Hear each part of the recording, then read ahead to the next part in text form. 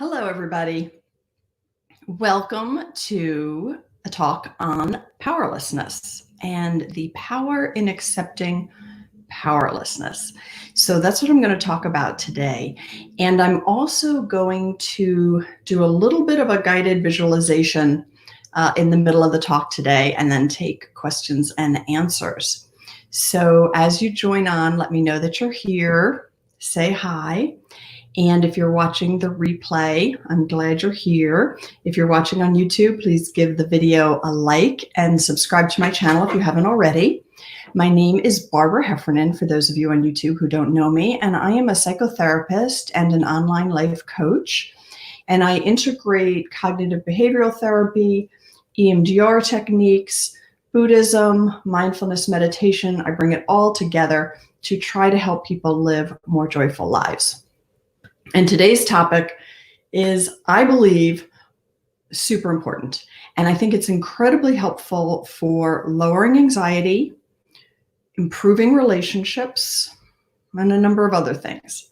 So welcome. Hi, Joanne. Thanks for letting me know. For those of you on Facebook, I won't be able to see your name unless you've given StreamYard permission. For those of you on YouTube, I will see your name if you're a registered YouTube watcher. So again, today I'm going to talk about the power in accepting our powerlessness.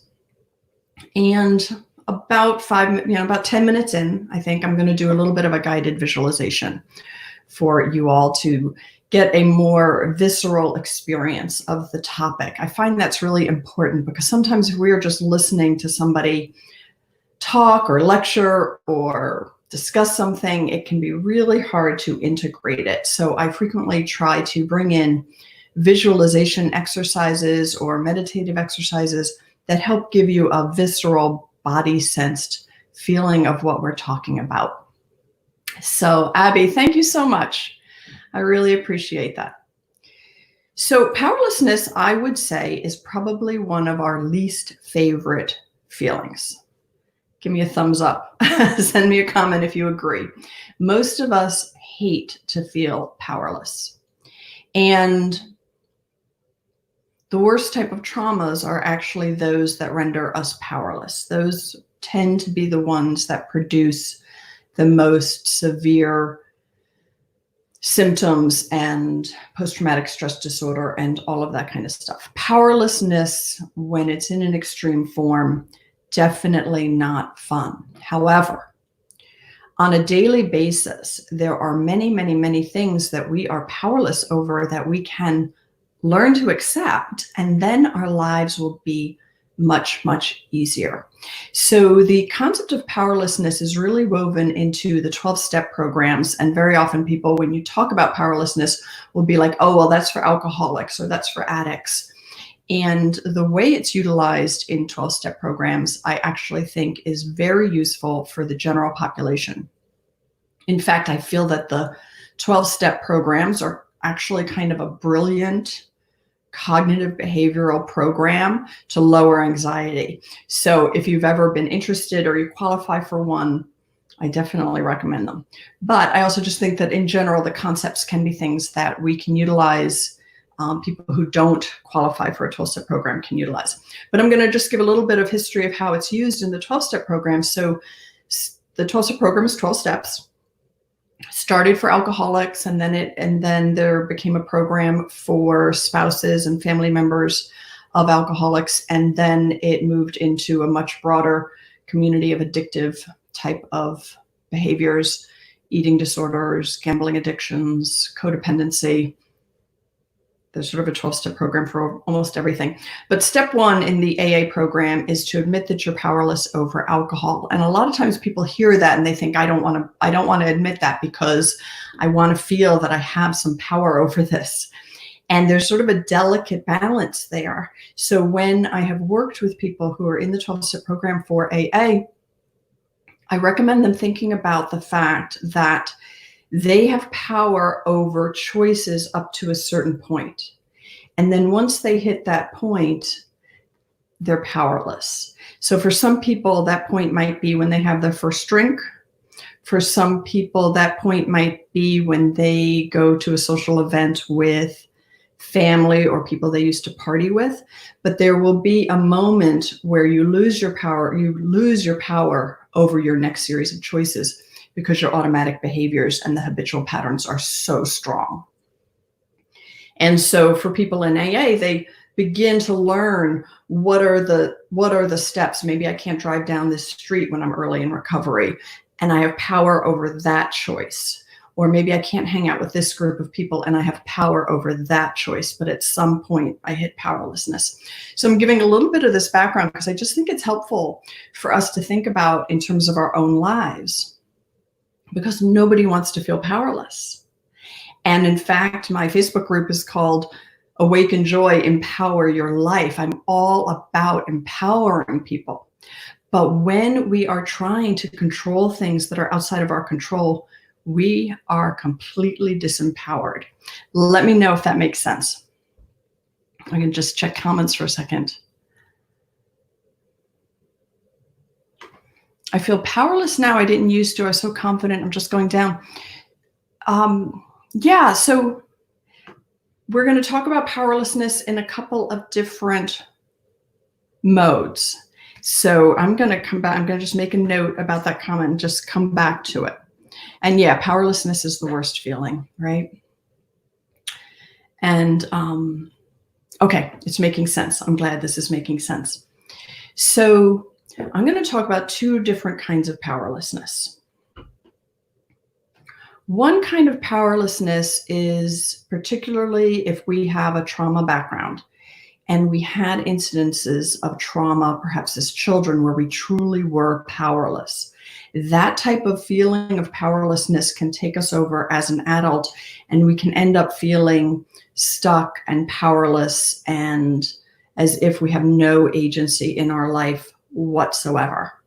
So that kind of powerlessness is probably best treated through trauma-informed psychotherapy. EMDR is probably my biggest suggestion for that type of therapy. Trauma-informed CBT can also be very effective, but really beginning to differentiate with the memories and the automatic brain. Childhood trauma that caused me to feel powerless was true at the time. I was powerless then, but I'm not powerless now. So that's kind of one framework to look at powerlessness over. And then the other framework, which I'm going to spend a little bit more time on today, is how often those of us who are high functioning, moving forward, feel like we are like in the world doing things. We maybe take control of things a lot. We might have a lot of anxiety. We often feel we have power over things we don't have power over. So it's almost kind of the opposite, right? In the form of powerlessness, where we're feeling powerless all the time, even over things that we could empower ourselves to take care of. That's one form. And then the other is the opposite, where we feel like we have power over things that we don't have power over. And the biggest example of that, or the biggest area where I see people struggle, is about feeling that they have power over other people. They have power to change how other people feel. They have power to change how other people believe. Now, nobody will say that. People won't say that, but their behavior will show it over and over and over. So I'm trying to think of a handful of examples of this. And then if we tend towards anxiety, our anxiety doesn't want us to feel the powerlessness. So the anxiety will keep us spinning as if we could do something about the problem that we're facing.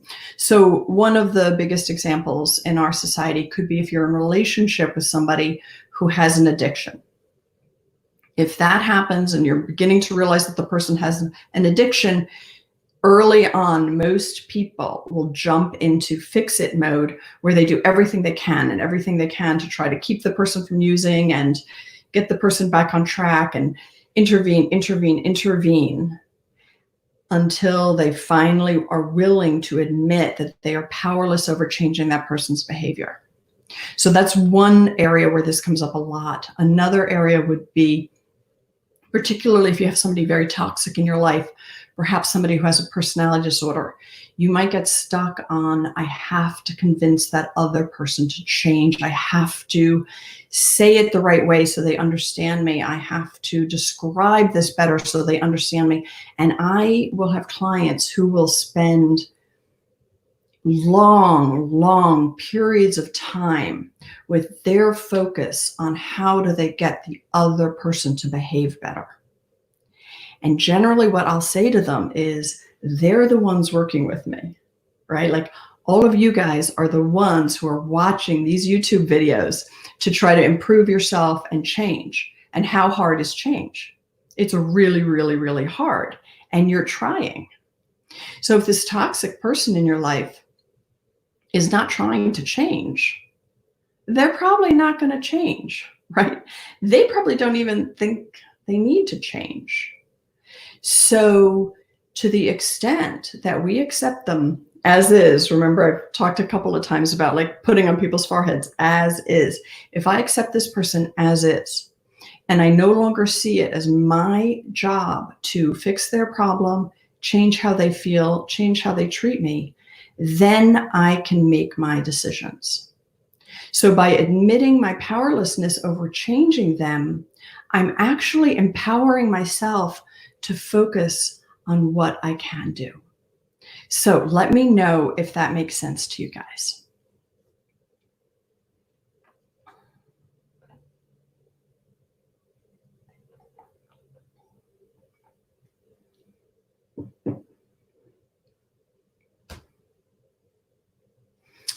Feeling responsible for your students' mistakes. That's an interesting one, Stefania.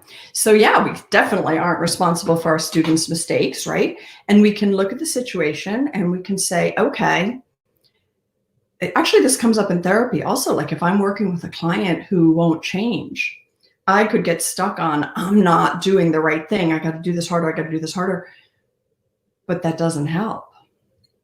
Where I need to go with that is really to say to people, this is on you. I have no magic wand. I can't wave a magic wand, make your problems go away. I can't fix this for you. Here are some suggestions about what you can do to fix this. So it's sort of similar to being a teacher, because as a teacher or a therapist, we have to do our jobs. We have to teach well, provide good counsel, be good listeners. As a therapist, really, we have to have skills in our area, but it's up to the person to do the work. So really beginning to differentiate, wow, I do a really good job with this. These students do well, these students don't. I have young adult children, so a couple of them are still in school. So every now and then I'll hear a story where it'll be like, I took an exam and only 20% of the class got anything above a 50 and da-da-da-da-da. So in that case, the professor has to look at that and say, okay, I tested this kid's obviously on something that I wasn't teaching well. But in general, that's not the case. So yeah, there's some gray lines, right? Yes. And so someone from Facebook sharing being a rescuer. Yeah. So when we are rescuers, we get stuck in that pattern. It's probably a pattern that developed when we were kids. So we've probably been doing it for decades. So it takes time to change. It takes a lot of time to change. So okay. The most gentle sounds is sharing that you feel misunderstood, spend time beating yourself up because you feel like you're terrible at communicating. Yeah, so it's worthwhile thinking about which people that happens with. Because when we have toxic people in our life, or people who are just in their own world and just like shut in, there is no communicating. There's no way to get them to understand our point of view unless they have a willingness. So it's not about us saying things perfectly. If I come up with exactly the right phrase, he'll understand me. If I say it perfectly or give enough examples, she'll stop treating me that way. Yeah, no, that's not what happens, right? And so when I work with people on boundaries, actually, that's a big topic, a little bit connected to what we're talking about. With boundaries, I set the boundary. If I'm in a relationship with somebody toxic, they're not going to think it's a good idea. they're not going to like my boundary, and they're not going to understand my boundary, and I actually don't have to get them to understand it. So that's another place we get stuck when we are fixers, or the ones who always feel like we're, just trying really, really, really, really hard to have the relationship be smooth. If we set the boundary, we can just set the boundary. So hopefully that's helpful for you as well. I also want to bring this into another area, since I'm in general talking about powerlessness. I heard something that I thought was wonderful about writers setting goals for themselves. So I'm going to give you this example and then broaden it out. But instead of setting a goal of, I want to be published, I want to be a published author, I want to be on the New York Times bestseller list, like those are aspirations, those are visions, but they're not goals in terms of something you can control. So what can you control if you're a writer? You can write X number of hours a week. You can not be perfectionistic and finish something and give it to people you trust as readers, right? So there are steps you can take. And then in terms of getting published, what I heard some writers do is they set a goal for themselves of receiving a certain number of rejection letters. And I loved that. So they set a goal, they say, okay, I'm writing short stories. I set a goal to get 10 rejection letters by December, 6 months from now. That means I have to send the story out to enough people to get 10 rejection letters. And maybe I hit it and somebody accepts the story. But what I have control over is sending the letter out. So does that make some sense to focus on? And that's sort of like a career, we can broaden that into the career perspective or life goal perspective of, sure, my goal or what I'd really love is to get published, but what steps can I focus on that I have control over? And the steps I can focus on is doing the work.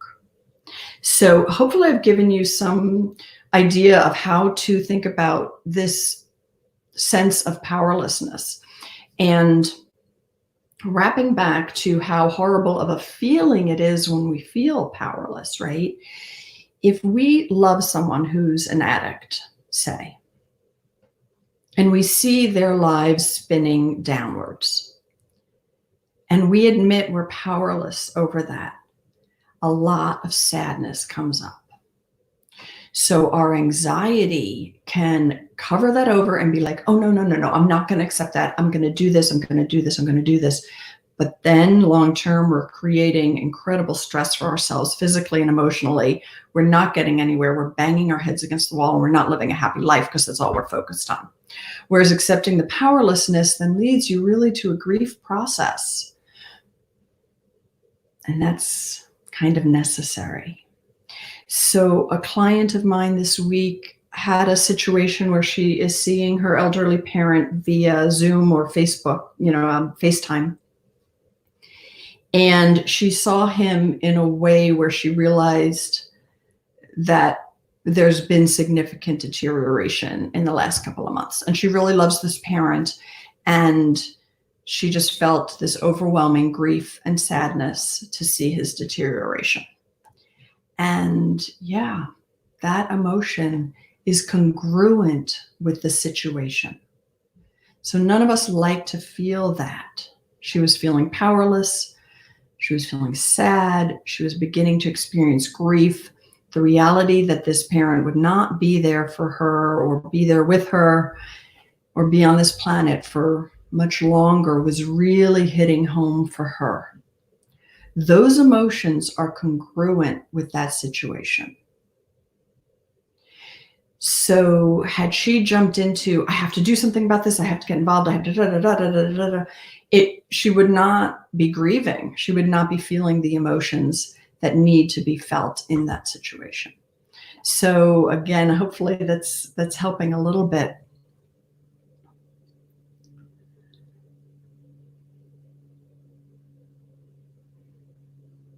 Yeah, excellent. Okay, so I would like to give you a little bit of a guided visualization right now. So maybe bring to mind something you are currently struggling with and just let yourself really bring it to mind. And you can sort of take a deep breath and just bring to mind a visual that represents whatever issue you are struggling with right now in your life. And take a moment to piece through it and think through what part of this situation can you do something about? And what part of the situation are you powerless over? So just take a moment and think through that.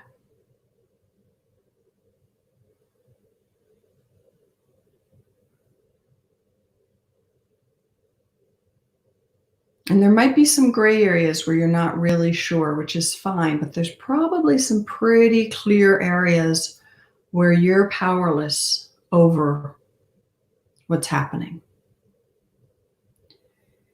And then come back to the piece that you do have power over and what you can do about it. And just take a moment for a second and maybe outline 2 or 3 things for yourself that go with steps you could take now on this problem.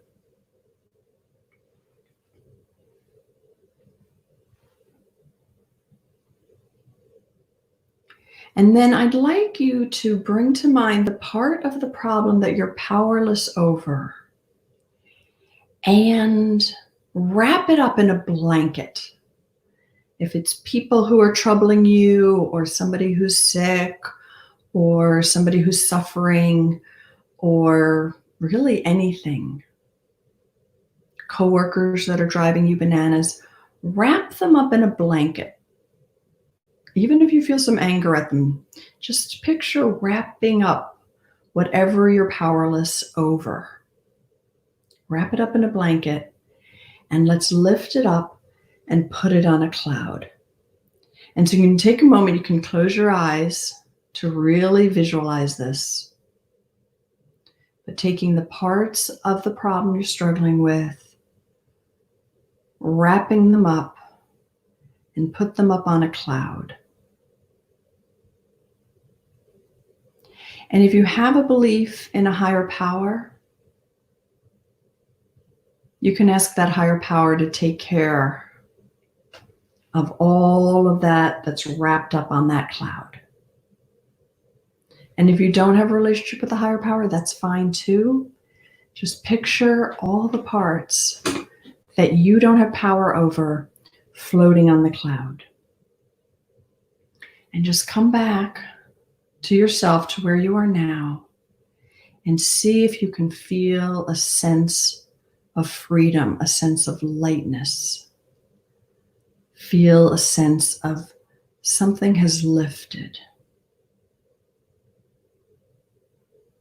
Getting stuck worrying about those things we can do nothing about weighs us down. So see if you can feel that lifted.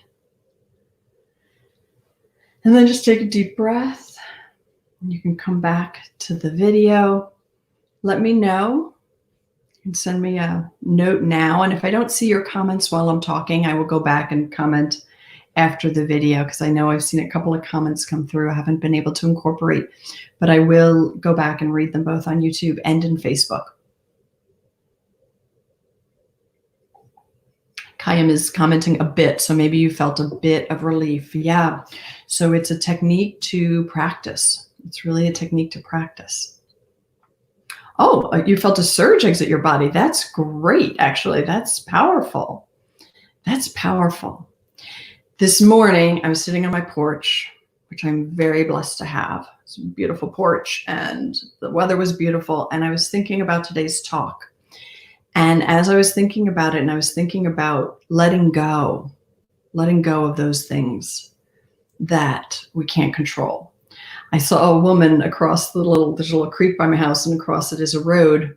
And I see people, running or biking on it very frequently. But there was a woman who came on her bike, and it was one of those bikes, where the handles are upright. So she's sitting up, her hair's flowing back in the wind. She was like smiling. She looked happy. And it came just at that moment where I was really thinking of what that feels like to let go of that stuff we can't control. And there she was, just zipping along. And then like 3 minutes later, a biker in like biking outfit, you know, very sleek 10-speed bike, clearly a racer, clearly a serious biker, came, and he was like hunched over and he was going, and he was like, and it was, and perhaps he was perfectly happy and letting go of everything. I don't know. But in terms of looking at the body posture, one person being open and free, and the other clearly chasing a goal and challenging himself. And I just felt that feeling of lightness. And I just wanted to share that with you a little bit. So yes, accepting your powerlessness in order to process the necessary emotions. And those emotions are not necessarily fun. So as a therapist or a meditation teacher, I can't help. Let's see, how do I say this? I can't take away those emotions that are congruent with the situation. I can help people through them, right? By allowing, but the main way you get through those emotions is by sitting with them, maybe talking with somebody who's supportive, feeling them. So many of our problems come from our trying not to feel difficult emotions. So really feeling those difficult emotions is super helpful, and actually is really the gateway eventually into joy.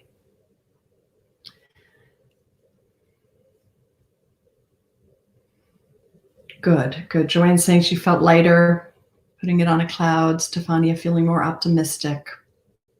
Yes. Yeah. So sometimes when you do this exercise of what do I have power over and what don't I, right?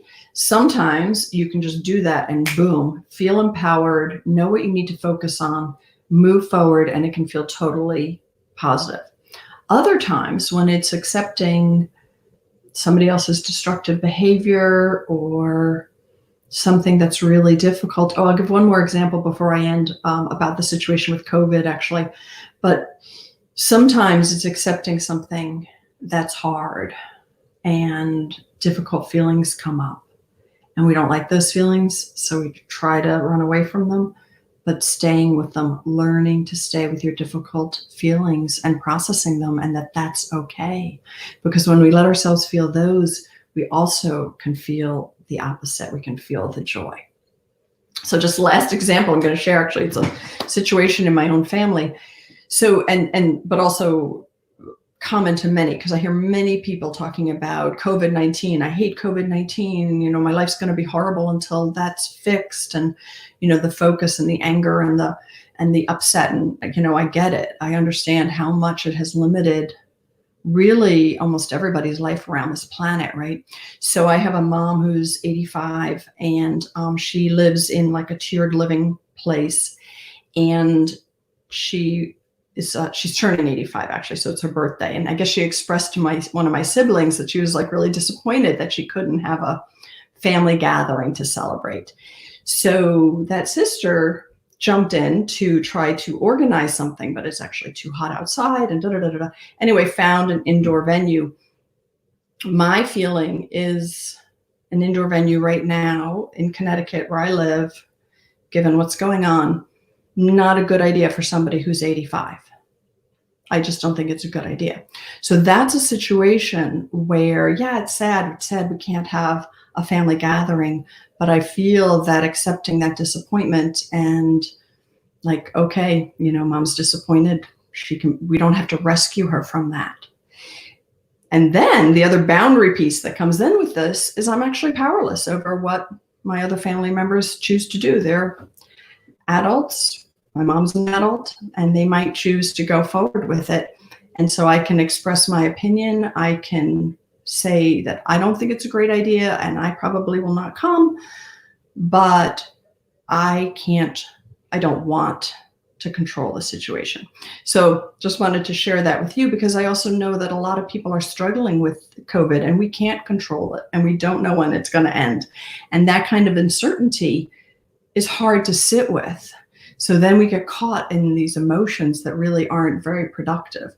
Instead of bringing it back to, okay, what can we do? How can we connect with our loved ones? How can we make sure the people we love know that we love them?